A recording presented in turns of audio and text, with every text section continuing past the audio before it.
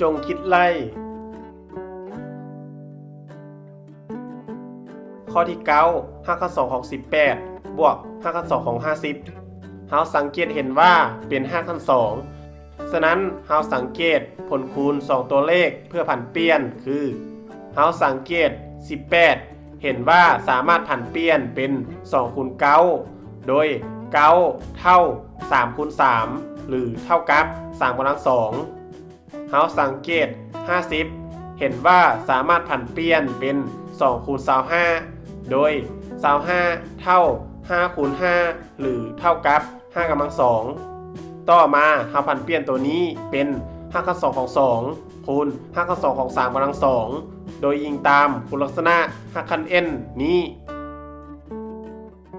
เราผันเปลี่ยนตัวนี้เป็น5ข้อ2ของ2คูณ5ข้อ2ของ5กำลัง2โดยอิงตามคุณลักษณะ5คัน n นี้5ข้อ2ของ3กำลัง2เราถอนรากได้3โดยอิงตามคุณลักษณะ5คัน n นี้5ข้อ2ของ5กำลัง2เราถอนรากได้5โดยอิงตามคุณลักษณะ5คัน n นี้3คูณ5ข้อ2ของ2เท่า3 5ข้อ2ของ2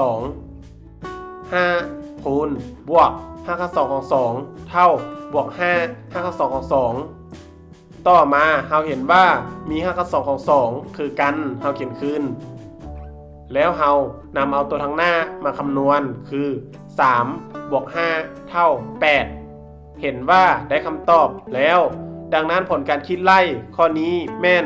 8 5ข้อ2ของ2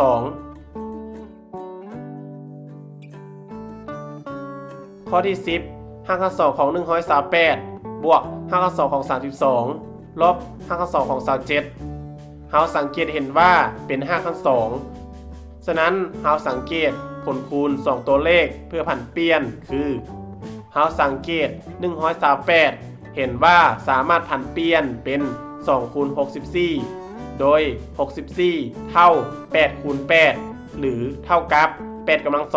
2เราสังเกต32เห็นว่าสามารถผันเปลี่ยนเป็น2คูณ16โดย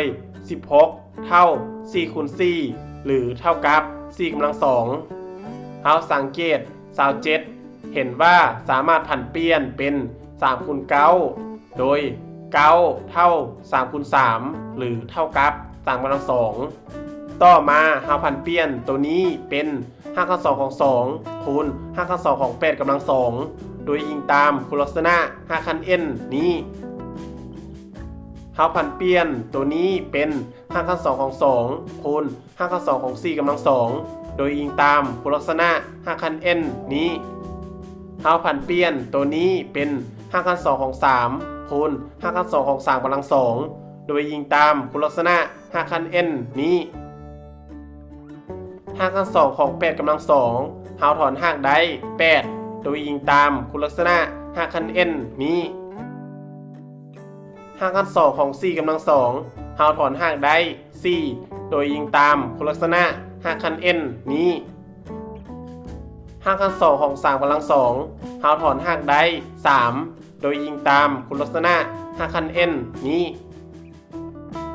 8คูณ5ข้อ2ของ2เท่า8 5ข้อ2ของ2 4คูณบวก5ข้อ2ของ2เท่าบวก4 5ข้อ2ของ2 3คูณลบ5ข้อ2ของ3เท่าลบ3 5ข้อ2ของ